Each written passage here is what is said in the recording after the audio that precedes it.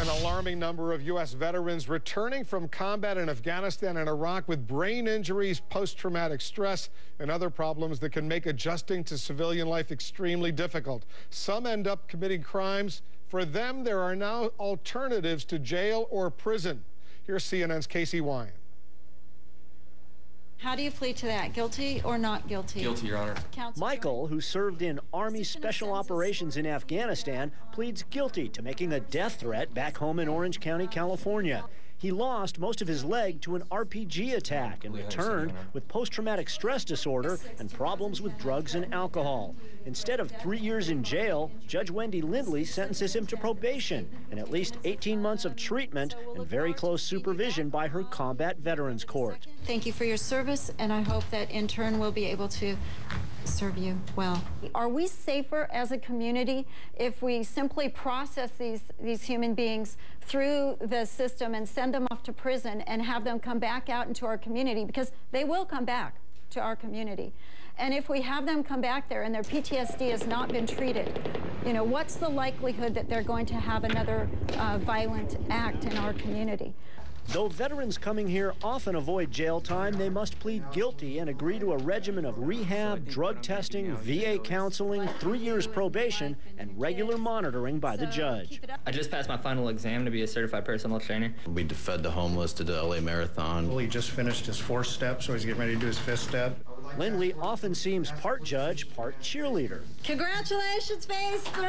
Let's get ready in. Great job. But she can be tough. This vet tested positive for drugs. So don't give me any garbage about how you were in the room and someone else was smoking marijuana, because that doesn't cut it. I really need you to examine yourself as to why you thought it was a better option to lie than to just own up to it and deal with it. You are going to get an overnight. You'll get out tomorrow at 6 a.m. Veterans Court prosecutor Wendy Bruff is used to putting criminals in prison. It's a paradigm shift to go from trying to get the appropriate sentence, which generally is how much jail time, how much prison time, to more of a rehabilitation. This program has really changed my life. I was beat down pretty hard. Former Marine Daniel faced jail for 2 DUIs. Now he's in film school. Jesse is a cook. I wouldn't have a roof over my head. I wouldn't have money in my pocket.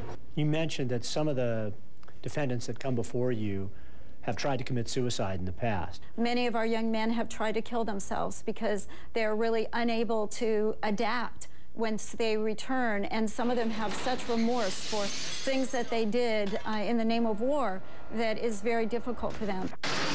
Orange County's Veterans Court does not admit the most violent and unrepentant criminal defendants, and it only accepts vets who had clean records before they were deployed. I think that we have an ethical and moral obligation to try to restore these human beings to who they were before they were brave enough to volunteer to go and protect the rights that you and I enjoy every day. More than 40 veterans courts are now operating nationwide. Casey Wyan, CNN, Santa Ana, California.